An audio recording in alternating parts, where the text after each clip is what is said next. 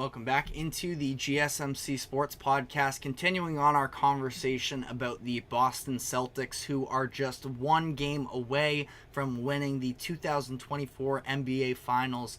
I want to talk about the big picture here with the Celtics, who, we've talked about this for weeks now, seem to have been plagued by their overachieving early seasons, at least in the Jaylen Brown, Jayson Tatum era, that has led to the Celtics being under this massive level of scrutiny, despite the fact that they were having a lot of success, all things considered. Obviously, in the NBA, a lot of people are so fixated nowadays on championship or bust, and especially when you are a team from Boston, championships are the expectation, fair or not. And it led to plenty of discourse over the years about whether or not Tatum and Brown could fit together with one another. But I want to sort of look at how the Celtics became this team that, another narrative that has been thrown out is the idea that Jayson Tatum has this super team.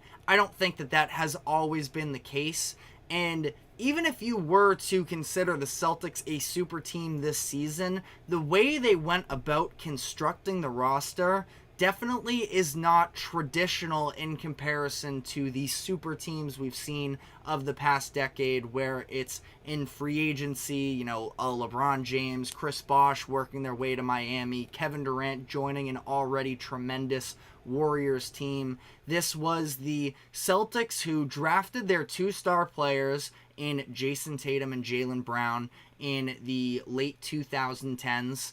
And from there, their front office has just done a tremendous job of sort of buying low on valuable pieces and turning them into bigger players. And that's not necessarily 100% the case. Buying low absolutely is ultimately, I think, the common pattern here, where it's going out in the 2022 season and trading for Derek White, who was just seen as a role player at that time. He was playing alongside DeJounte Murray. DeJounte Murray was seen as more of the star potential player out of that roster. Celtics go out and they get Derek White for a combination of Josh Richardson, Romeo Langford, a 2022 first-round pick that ends up becoming Blake Wesley, and a 2028 first-round pick swap. So ultimately, a late first-round pick and a swap later. Josh Richardson wasn't with the Spurs much longer after that. Romeo Langford still do have some love as a Celtics fan. I still feel like there was a world where he could have fully put it together if the injuries weren't an issue, but ultimately a very low price. They go out and they trade for Kristaps Porzingis. They trade Marcus Smart, who was the real lifeline of the Celtics for a number of the years. He was the longest tenured Celtics even before Brad Stevens or either of the Jays came into the city. They trade him, Danilo Gallinari, and Mike Muscala, as well as the 35th overall pick in last year's draft. They get 2 first-round picks out of the deal, and they then use one of those picks to go get Drew Holiday. So they add Porzingis, coming off of a season in Washington where nobody's paying attention, nobody really cares what in individual players, the numbers they're putting up with the Wizards. And then they go get Drew Holiday, who the Bucks had just moved off of, and they get him in exchange for Malcolm Brogdon, Robert Williams, a 2024 first-round pick from the Porzingis deal, and a 2029 unprotected first-round pick. By the way, on that note, Joel Embiid last night, very interestingly, had sort of threw his 2 cents into the conversation on the Celtics and tweeted out, quote, "Did the Bucks give them a championship?" Specifically referring to the Bucks, who didn't directly trade Drew Holiday to the Celtics, but of course traded him to the Portland Trailblazers in exchange for Damian Lillard, and then the Celtics were able to swoop in and steal Drew Holiday. So let us know in the comments section whether or not you have thoughts on, did the Bucks give them a championship? I did a whole conversation about this last week. You can go check out the video there, but don't necessarily have time to dive into all of that right now. But the Celtics were, as we do have a comment from Eric Rodriguez, the Milwaukee Bucks were bananas for letting go of Jrue Holiday. And it's really interesting. Obviously, and again, I'll be a little bit brief here because we did just talk about it last week, but there was some obligation that they had to show Giannis that it was a front office group that was willing to invest into winning from here on out. Giannis was flirting with the idea of potentially leaving Milwaukee, and he said, I go out, leave everything on the court every single game that I play. I need to know that I play for a front office that has that same type of work ethic. So they go out and they get the star in Damian Lillard. But again, I think the Bucks really reconsider whether or not they do that if they know Jrue Holiday is going to land with the Celtics. But at the same time, they had to know that one of the top contenders were probably going to make a move for Jrue Holiday, whether it be the Celtics, whether it be the Heat as well, also in the Eastern Conference.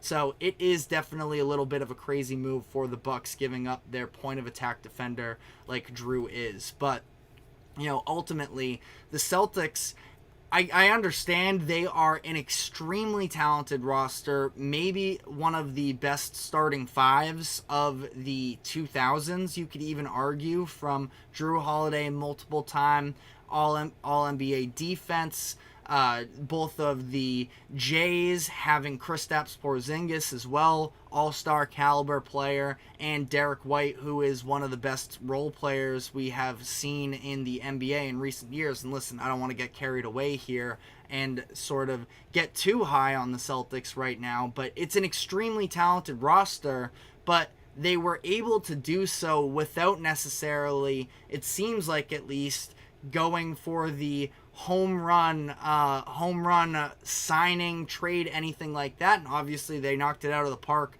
with Kristaps Porzingis and Jrue. As Eric says, Dame time got nothing on Holiday. It's damn Jrue.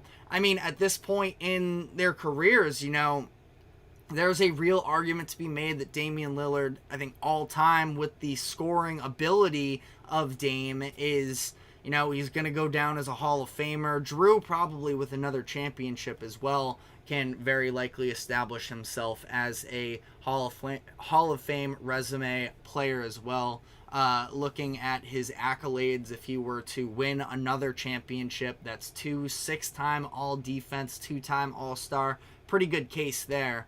But, the Celtics were just able to, evaluate these assets that were available to them, and to the dismay of people who don't like the Celtics, it has been an incredible job. And that's why, from Brad Stevens, who won Executive of the Year, that was really their one accolade as a team that they got. And it's very fair that Brad Stevens has just put together, one of the best contending rosters that we've seen in the 21st century. And I'm not saying that they are on the same level of the Warriors or the Shaq Kobe Lakers necessarily, but on that note, it is going to be very interesting to see, I think, more than anything. Again, Celtics up 3-0 right now. We haven't seen a team in NBA history be able to overcome that. If you feel that the Mavericks can do so, definitely pitch us why in the comments section. I don't think I'm willing to go there,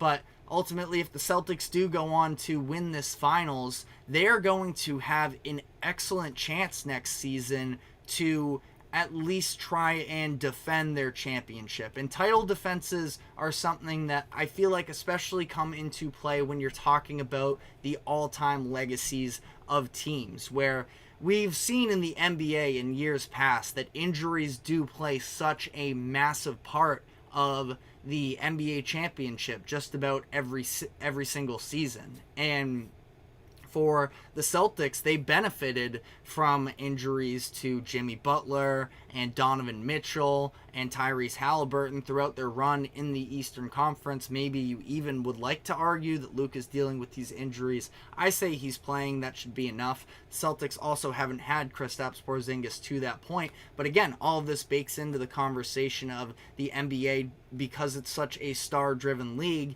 injuries play a massive difference. And ultimately for the Celtics, they have a chance next year to try and be the first team since the Kevin Durant Warriors to win a championship and return to the conference finals in the next season. No team has done that in each of the past 5-6 seasons, and it goes to show that the level of parity in the NBA right now is, to some degree at least, at an all-time high. Now you have your top tier contenders. It doesn't feel like all 30 teams can win a championship necessarily, but at least in terms of just sort of locking in a finals team each season, I don't believe you can really do that, because I would have easily picked the Nuggets to do so this past year, and it seemed like they had an excellent chance to repeat prior to their second round loss against a team that, it's also, the NBA is about matchups, and the Timberwolves, I don't believe in a vacuum are a better team than the Nuggets are,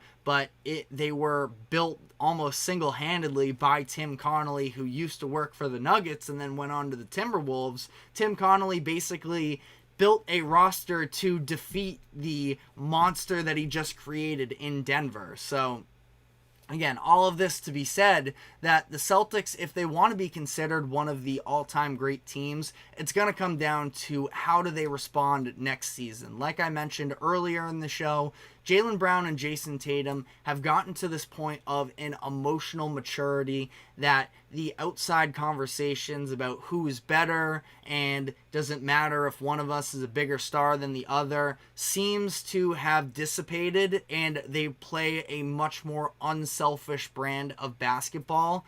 Winning the finals is one thing, because neither of these players have done so, and they were hungry to get it done. And I'm sure that next year we're probably going to see that same level of intensity, but as things go on here, they have both won the finals. What else is there to do for them in their NBA careers once they dive into that conversation? Maybe we see Jaylen Brown want to go out and be the number one most marketable star on his team and such. But again, we'll see how a potential championship this season impacts how they go moving forward here. But let us know your thoughts in the comments section. Do you consider this Celtics team one of the all-time teams? But we're going to be taking our final break here, and when we come back on the other side, we have some non-NBA Finals related news with the Cleveland Cavaliers, updates on their head coaching search, and a report that came out about their off-season plans in regards